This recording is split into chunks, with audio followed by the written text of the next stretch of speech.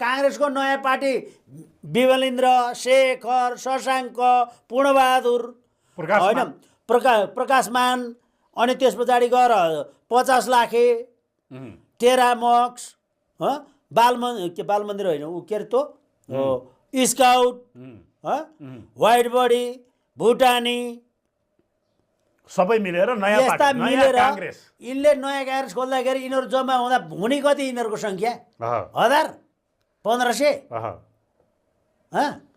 त्यति जम्मा हुने होइन।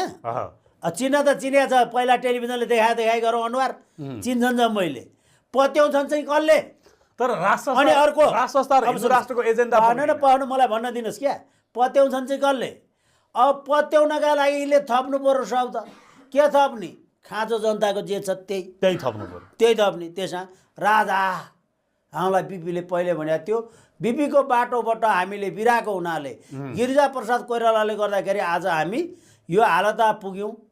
हामी गिरिजाको गल्ती र हामीले उनलाई गिरिजालाई साथ दिए हुनाले आत्मालोचना गर्दै हामी राजा फर्काउनेमा लाग्यौँ भने पछाडि राप्रपा पनि गएर त्यो भएको राप्रपा 3 लाख के त्यो बल्ल 3 लाख पाइथ्यो, त्यो ज्ञानेन्द्र साईको 3 लाख भएको पार्टीलाई पनि त्यो 17 जना झारिदिने भयो अनि सिद्धियो।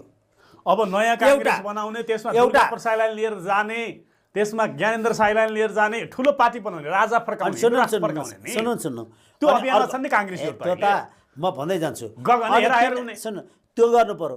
जनताका गरिबका मुद्दा बोकाउने यी सबै बोक्छन् बनाउँछन्।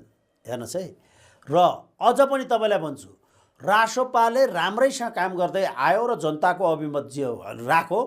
यी अहिले 17 थरीबाट लिएर आएकालाई डेनपेन गरेर सिङ्गो एउटा गाडी बनायो भने यो देशमा एउटा कन्जर्भेटिभ पार्टी हुन्छ,